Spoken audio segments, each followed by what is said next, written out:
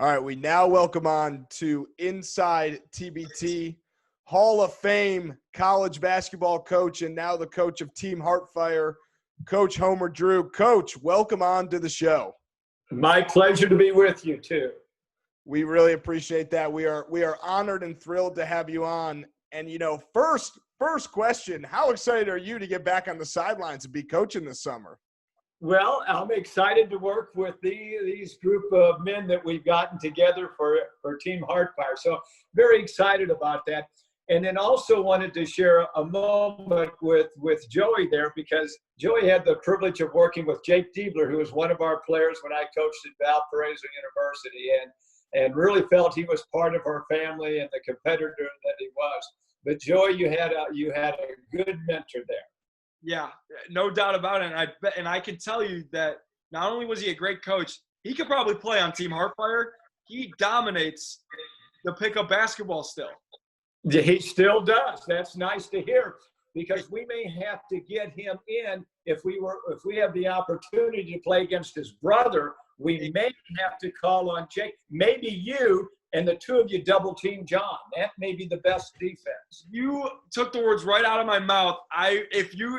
Would there be anything better than Jake Diebler running out of the tunnel to play them in the championship game, and John's face being white as a ghost, realizing my kryptonite is on the other team now? I love your words. I love your follow the dream program there. Exactly. Oh, man. Well, Coach, like Andrew said, we're really excited to have you on. And Team Hearthfire is one of the most interesting teams, I think. And I think Andrew agrees with me. How did you get involved with them? Brandon Wood was a former player at Valparaiso University, and then he finished his senior year at Michigan State. And he talked with me about, Coach, you need to come and coach our team in the TBT. And so after talking with him and kind of getting excited about some of the players that we might be able to attract, it just mushroomed very quickly. And I'm excited with the 9 that we have now, Joey, and then we'd like to add maybe 1 or 2 more. But it started with Brandon Wood with his idea. Did you get a chance to put on your recruiting hat again to get some of these guys, or did you leave it to the other guys? Well, no, I just called my 2 sons and said, if you're coming home for Christmas dinner, I need your help. And so they recommended some players to call, and then we had a really good duo in Mark Dyer and his brother Jeff Dyer. And Mark Dyer, former athlete, former player, still plays a little bit. He might be in a pickup game, Joey, with you one day, but he's out here in Arizona. And don't tell me, but I've got a low battery. Did I lose you? We still got you. You got to click out of that. Okay, how do I now the real test comes. How do I click out? I think you got to click cancel maybe on the low battery, or dismiss. Oh, there we go. We're back. This may be a quick interview now. But anyway, thank you guys for helping me in the technology world. Absolutely. That's what we're here for. This isn't even an interview. We're actually just Apple support people, and we're just here to answer any questions you have about your iPhone. Well, you're getting double pay then today, double pay. Anyway, Mark and Jeff Dyer were the ones who have really put this together. Mark, as I mentioned, a good athlete, loves basketball. His older brother, Jeff, is a doctor, Dr. Jeff Dyer, and he's the one who came up with Heartfire Foundation. And so we got the 2 brothers to agree, and they talked this all out, which I was really proud of, and included me in on this. So that's how Heartfire originated. That's awesome to hear, Coach. And it sounds really exciting, like you guys got something special this summer. It sounds like you've never really taken your coaching hat off. You got already an offense ready to go for this summer? Well, the nice thing is the players have all played professional basketball somewhere. So they're pretty astute. So when we get together, and we have not been able to get together because of the quarantine, I'm going to get a lot of input on what they like to run. And then what I love to do as a coach is to take what they like to do and then put it into a team situation, and then go with that type of an offense. And even on defense, talking how do we want to guard the ball screen? You know, do we want to pop out? Do we want to double team? Do we want to zone it up? But I want a lot of input from the players. And then from there, then I enjoy putting it all together. Coach, I think that you kind of touched on something that in the world of basketball is very overlooked. Was your philosophy as a coach always to adapt to the players that you had versus your system? Wonderful question. And it always was that way, Joey. We would take the players, because each year, even if you just have one or two new players, it creates a different chemistry, a different strength and weaknesses. So I've always been that way, where I like to take the players we have and then try to put them in the best position for scoring and defense. And then we put it together as a team. But I really like to get input from players. Obviously something that'll be a little different than any league you've ever coached in before is the Elam ending. How prepared are you for that? I'm loving it. I'm loving it. No longer do we have to play 20 minutes to find out the last minute and 30 of a game. So I love the Elam. And from just looking at prior games and footage, boy, I tell you, it gets very, very intense, whether you're 1 point or 10 points down or whatever. That intensity picks up. So I'm very excited about joining into this Elam ending. I don't want to give any of your secrets away, but I'll ask it in a different form of a question. Are you a under 10 seconds foul up 3 kind of guy? Depends on my team. If we are a really good defending team, then we'll play it out. If we're not good, then we may want to foul. But then you got to think of this too, Joyce, so that when you get into coaching, you can put all this together. I don't know about that. Are we a good rebounding team? You don't want to stick them on the line if they miss and can get their own rebound and score to beat you. So a coach puts all these factors together and then comes up what is best for his team. To answer your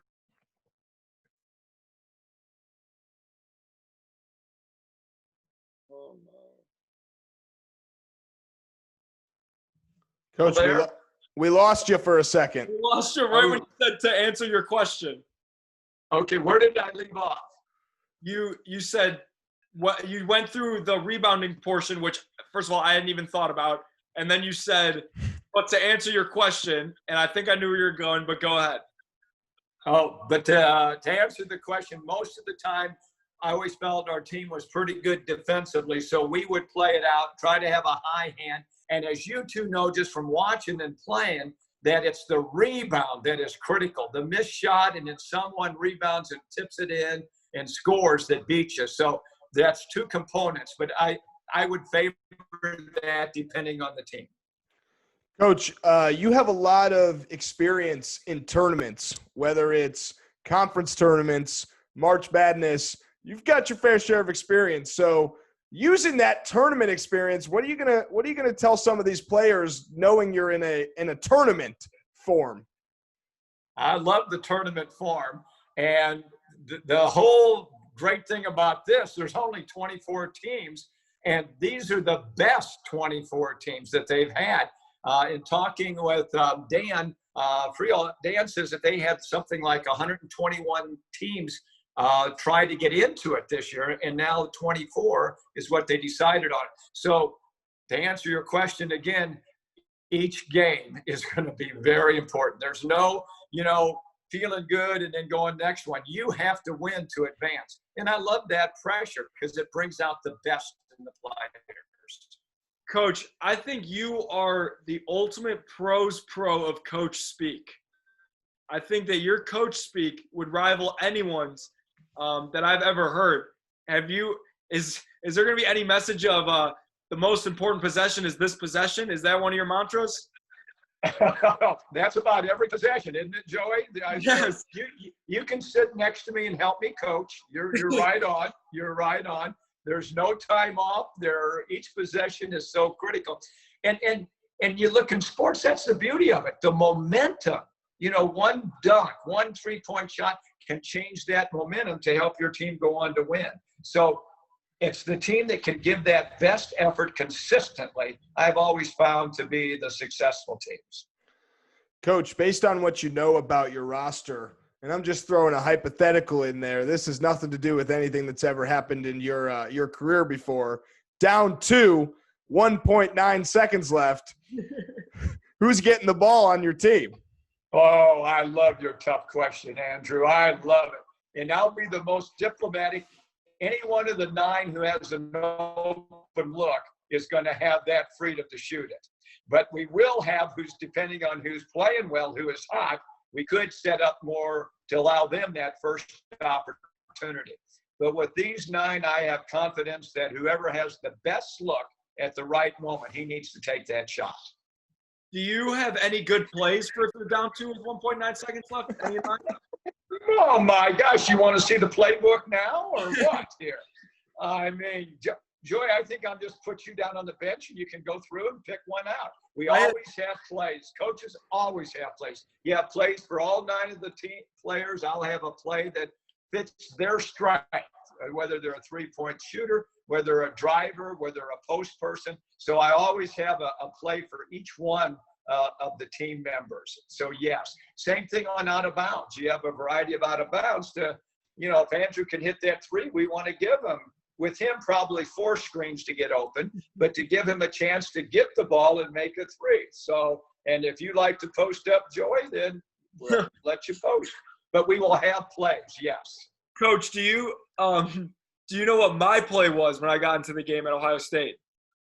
When you got in, I think Jake just said, catch the ball. Did he just say catch the ball? Protect the ball? No, but you better tell me. Tell me what that is.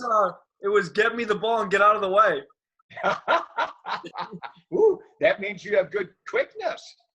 No. But you know how it is. When the walk-ons get into the end of the game, they're getting the ball. It's their time to shine, right? So amen. And I agree with you. I agree. When they get in and you put in all the time and energy behind the scenes to make those other starters and that good, Joy, you need to have a chance to shoot. I'm all in favor of that. We ran a lot of my best attribute was shooting on the move. So we had plays, and I don't want to give too many of Coach Holtman's plays away, but they were pin downs for me, but the go-to was a dribble handoff where if they go under the screen, doesn't matter if I'm at half court, I'm shooting. That's always a good play, that handoff, yes. Yep. Of course, now, if you come in against us, we double team you right away. Well, that's what the smart thing would be to do, but some coaches don't read the scouting. Oh. Coach, do you have a favorite?